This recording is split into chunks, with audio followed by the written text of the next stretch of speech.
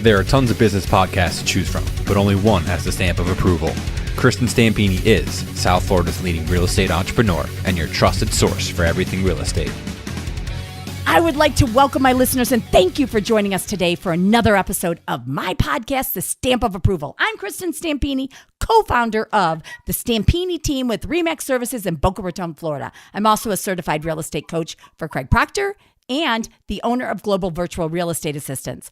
I'm a real estate investor and a national trainer and public speaker. So the Stamp of Approval podcast was launched to share and educate other realtors, consumers, and other business owners across North America by sharing value and content to my listeners in each and every episode, as well as share my experiences and triumphs and failures and strengths throughout my entire life, with hope of my audience being able to expand their knowledge on everything real estate, business, sales, and mindset oriented. So today I have Marcus Hinds. Marcus has been a realtor since 1999. He is currently the president of Hinds Realty Group Incorporated in Walnut Creek, California. Marcus has experience in remodeling homes and built his first custom home at the age of 27. And he's actually going to be selling it. Marcus has also helped all types of clients, from those purchasing their first starter homes to those building a real estate retirement portfolio. He currently receives personal training from Craig Proctor Systems, learning from the top brokers of North America as he builds a well-respected team of his own.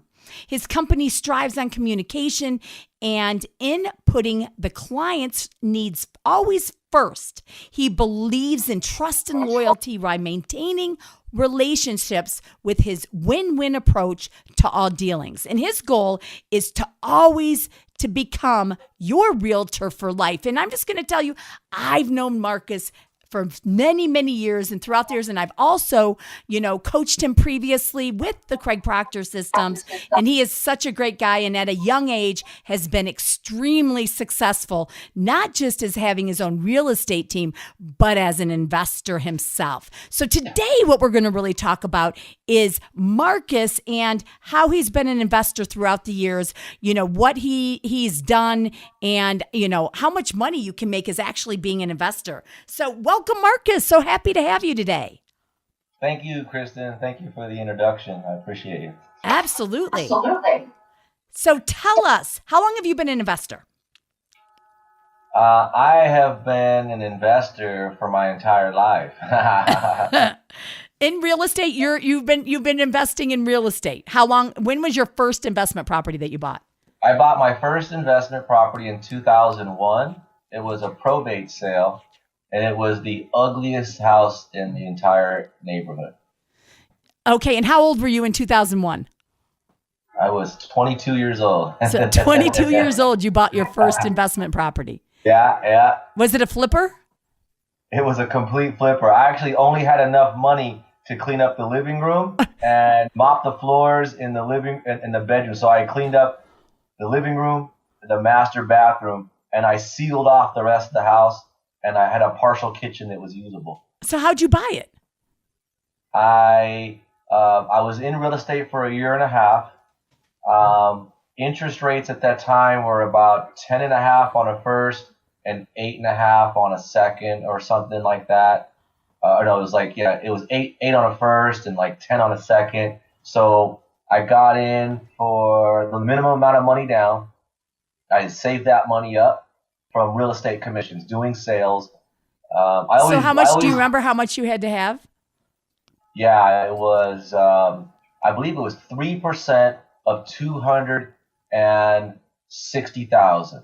So it was about $8,500 saved up. And then that's pretty good at 22. So then you bought it. That's kind of risky, right?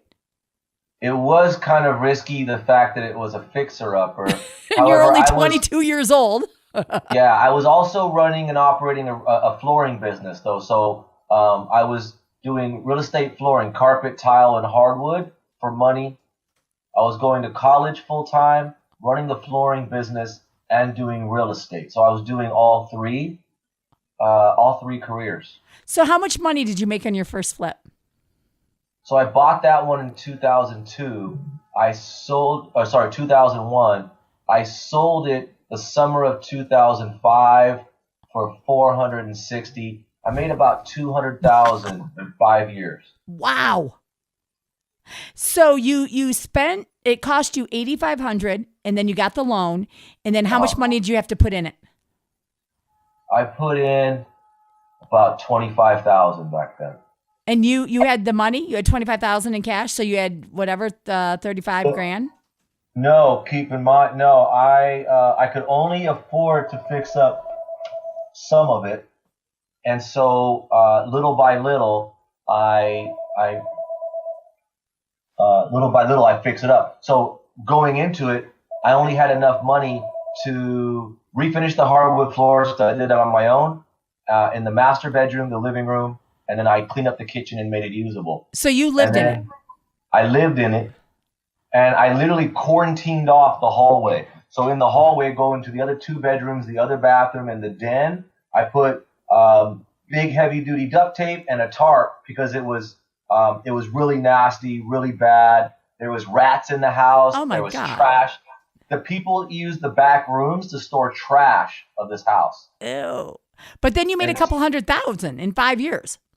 Little by little. So every month, every couple of months, I would save up. So maybe I had after 2 or 3 months, I had another 5,000, and then I would do the rest of the rooms. So just every couple of months, I just saved up all my money, and every dollar that I had went into either paint, flooring, tile, countertops, a vanity. Every dollar that I had just went into the house, which, I have a great saying that we used to say, me and my buddies that got into the game early, we used to push each other. And there's a movie we watched called Boiler Room. And there was a phrase in that movie. It says, basically, if you want to make yourself a lot of money, put yourself in debt.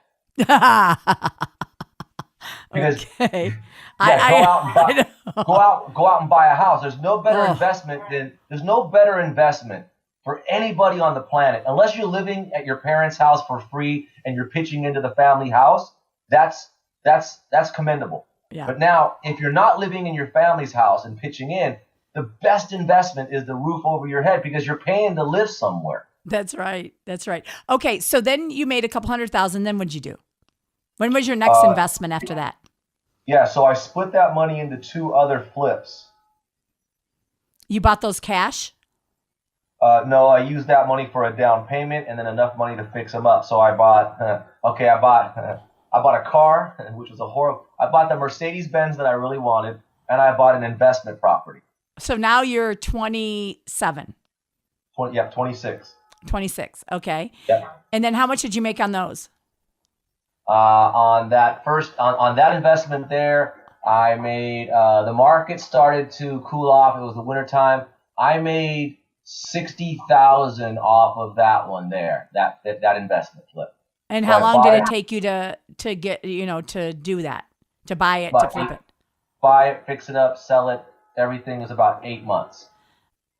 Okay. And why was it so long? That seems like a long time. Yeah. So if you buy an investment flip, say in August, and you're going to close in September, and then you work on your plans and your remodel, you, as an investor, if you're buying a property at the end of the season, you're going to have to plan on carrying it longer. It's going to take longer to fix up because you have rains and delays. You got the holiday season to get permits and everything approved, and contractors are busy with holiday stuff. So if you buy a house at the end of the season, add another couple of months for flipping it for unforeseens, for your carrying costs and your reserves. That's fact. So what about the other one you bought? The other one I bought, I'm sitting in right now, and it was it was a tore down house. So I moved both of those investments into this, and I ended up knocking down a house from the bottom up. So I knocked down a house, and I built a brand new house on top of the old foundation. And so what did you end up paying for all that?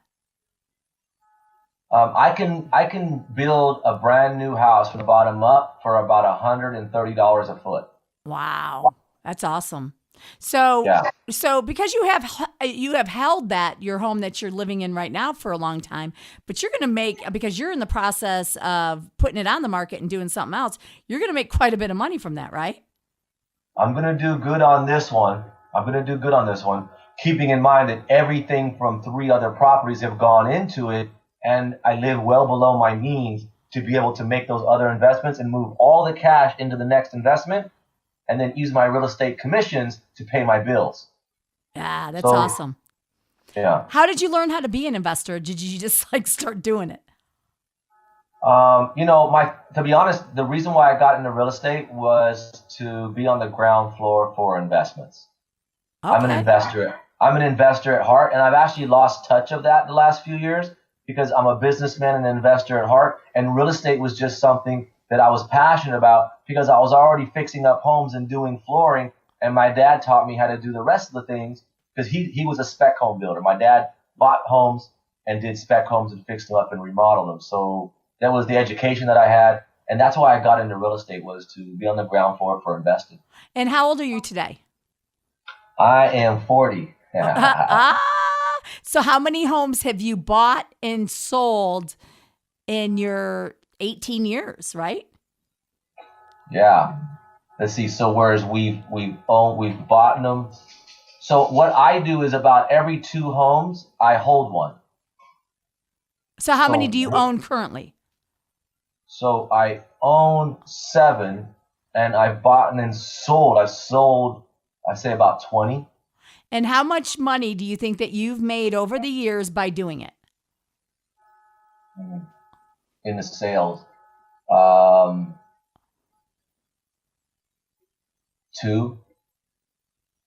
2 million? Yeah. So just on that side of your business of now that's not including the 7 that you own currently. Is that correct? Correct. Yeah. That's where you make the money in real estate. Flipping is great to get a chunk of money, but if you're only flipping, you're not maximizing return. That's the least amount of profit that there is in the real estate investing industry, is to flip. So as you're saying that, and a lot of my listeners know my story. So at 40 years old, I was broke and I didn't have a dime to my name and I was bankrupt. Had gone through a really tough time in my life. And what I started doing as soon as I got 10 years later in real estate and whatever else, and I was able to save up some money, a little bit of money, and my husband and I bought our first investment property. So we paid our first investment property. We paid $58,000 for. It was and now just so you know, everybody, I have never flipped a house. I own and have held every single one of them. So this property is a duplex, and it's actually currently I put 20 grand into it, and I make my husband and I make $2,400 a month on that investment. Okay. It is worth about $350,000. And I bought it 7 years ago. That's a pretty good investment, right? Yeah. And look at that. So that's $250,000 profit, correct? Plus, I make $2,400 a month. Right. So that's $30,000 a year. My carrying costs on that are $3,000 a year. Yeah. So then $250,000 profit plus $30,000 a year. That's about $70,000 a year in the last 5 years that you've made off of that one investment. I'll give you another one. I bought it for $58,000. Okay. We rent it currently for $1,500 a month. We did refinance it, pulled the cash out, pulled about 100 and something out a few years ago. And we still, my carrying costs on that are $700 a month. And I make, $1,500 or whatever, $1,500 a month. So I make $800 a month on that. Mm-hmm. So what's $10,000, right? And now that one was $58,000. Today it's worth $300,000, and bought it 6 years ago. Mm-hmm. Okay. Yeah.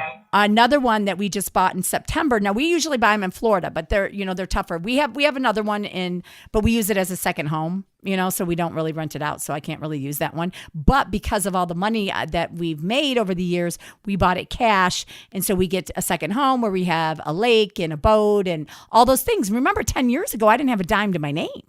Okay, Yeah. so this is what's happened. We just bought another one.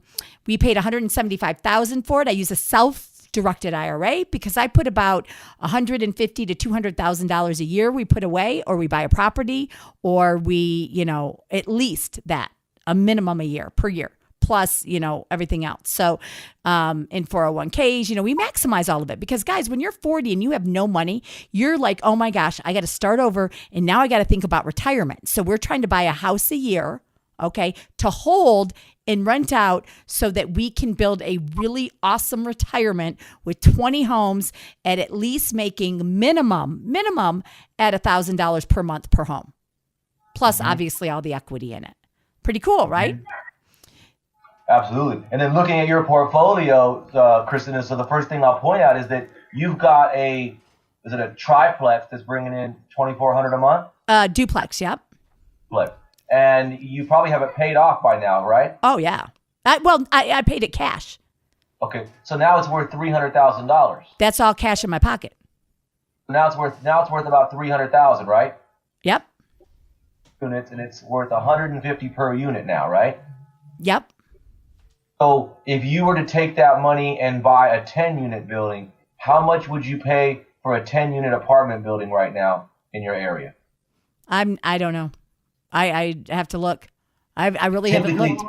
Yeah, typically when you go from 2 units to 10, you're probably going to pay about half the amount per door. So instead of $150, it's probably going to be about $75,000 per door. Yeah, that's a really, really, really good question. We haven't really looked in that yet. But the thing is, we can take money out of these properties because they're basically all paid in cash, right? But we haven't been able to find enough to be able to invest in. And plus we have all this other money, that we've saved over the last 10 years of my hardship, and of course my husband, Mark, he was not in the hardship, right? But, still, but then the thing is we just bought a place, and this is the first time we went out of state, and we bought it in Tennessee. We bought $175,000. We use a self-directed IRA. Our carrying costs per month are $400, and we're making about $4,000 a month. What do you think of that? Because we're Airbnb-ing it. Mm-hmm. $4,000 a month. So that's $3,500 a month with cash in pocket. Yeah. So that's another $40,000 a year.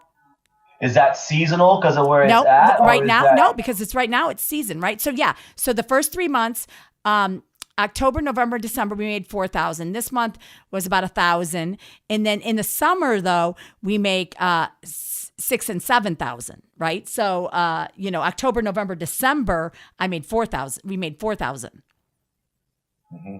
So in the summer we make more, and January and February are the lowest 2 months, right? So it really averages is what we're looking at. It probably averaging about $4,000 a month. Is what it's gonna bring back. You spent $200 on the property. $175. Yeah, and of course we don't have a mortgage on it. But the thing is we're going to buy 2 more in that area. Okay, so because if we already have one, what's 2 more in the same area? And we're looking at our return on investment. And who's your avatar for renting that? Airbnb. It's people that are going to the area because it's the second place in the country for where people get married. It's families, kids.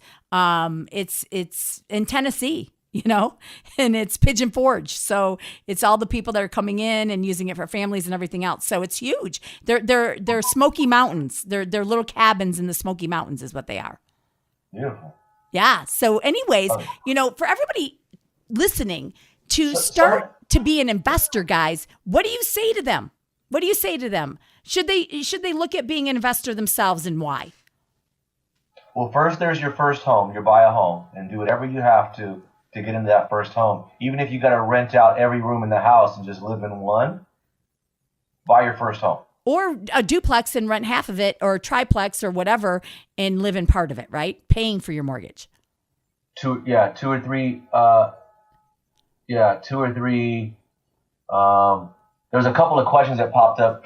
A 3-unit or a 4-unit apartment building, and then rent the other ones out. So get started in your own investment and in your own home, and that's where you look at if you've been on your job for 2 years or more and it's safe. Find that safe amount of money per month that you can afford, and then leverage and get into your first home.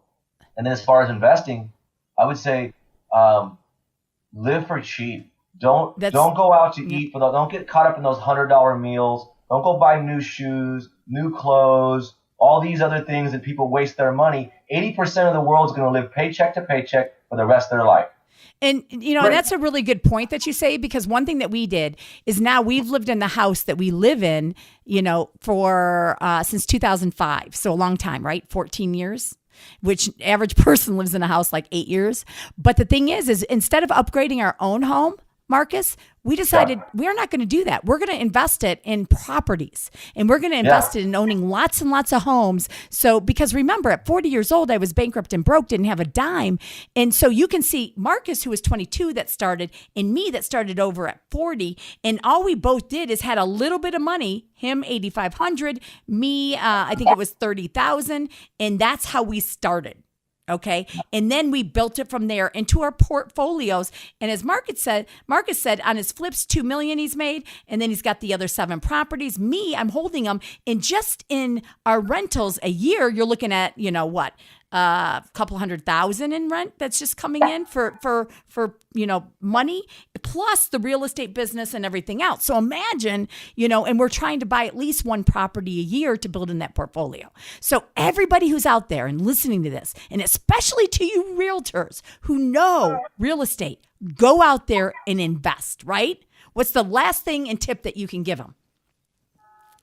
Go out there and invest on investment. A guy asked a couple of questions here on my Facebook Live, and so I'll address that. He asked me, have you ever lost on a real estate flip opportunity? Right? Yep. Have you ever Good lost question. on an investment? That's a great question. And so, yes, when the market shifted in 2006, I had a house that I was planning on selling, and it didn't sell. 2 things. I had an offer at 480. I thought it was worth 5.25. When I sniffed that the market shifted, I should have just took the offer and let it go, and I didn't. I got greedy. Yeah, be careful. And there's a lot of people that have done that. I held on to the place, wasted a lot of money. I ended up settling on that house in a short sale. I've never had any house go to foreclosure. I negotiated a settlement on a short sale.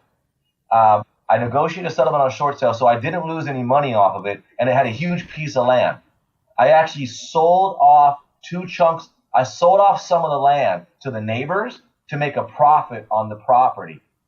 And then I settled with the bank on my loan. So I actually made a profit on that one of still about 7%. So I've actually never lost on a real estate deal because I had a backup plan for an investment. I think that number one, if you're going to buy a property and you've got to put $50,000 down to buy a property, put enough money in the bank. So every property that you invest in, go for it. Now, there's going to be these fears, right, Kristin, of like, what if something breaks, the mortgage, what if somebody moves out? So factor in 3 months. Yeah. Factor in 3 months of what it takes for if a hot water heater breaks, you got to pay the mortgage and fix something else. Let's call it $7,000 to protect the house for 3 months. That's right. And put that in a savings account for that particular property and never touch that. And that's a really good point, because we had a couple homes that we owned with a mortgage, and and we bought them when the market was at its top, and they literally went down 200,000, 300, even the home that we live in, 200,000 or whatever. But because we were able to ride through the market, we were able to not, okay, so we would have lost 200,000 if we would have sold them as a short sale or whatever, but we were able to ride through the market with the rentals and stuff. And we had enough money, exactly what you're talking about, to save, that we were able to ride through the market and sell them then to make sure that we didn't lose any money. So that was a great question. Yep. Yeah. Okay. Yeah. And I think that us as agents can really use that to educate our clientele, is that 3 to 6 months of reserves on a worst case scenario go into an account, and we don't touch that. So if a hot water heater breaks, someone doesn't pay their mortgage, you pull from that account. You don't stress yourself out or worry about that, especially our older clients, Kristin. That's right. That's going to give them that safety net that they need so that their lifestyle doesn't get disrupted. That's right. That's right. Well, this was awesome. And I know all of you listeners out there enjoyed it. And I loved having Marcus on, as him being an investor and myself being a newer investor, but when he said his whole life, really at 22 years old, and me starting over again at 40, you see really do 2 totally different perceptives on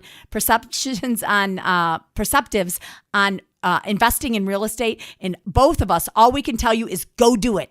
Absolutely go do it. And thank you. And how can they reach out to you, Marcus, if they want to send you referrals or if they want to ask you more questions about real estate? Yeah, I'm in Contra Costa, Northern California, near San Francisco. You want more questions? I'm Marcus D. Hinds on Facebook. Marcus D. Hinds on Facebook. And you can email me, marcus@marcushinds.com. That's HIND as in dollar, S as in Sam.com. Awesome, Marcus. Thank you so much. And thank you, listeners. Have a great day. All right. Thank you, Kristin. Take care. That was fun. Yeah.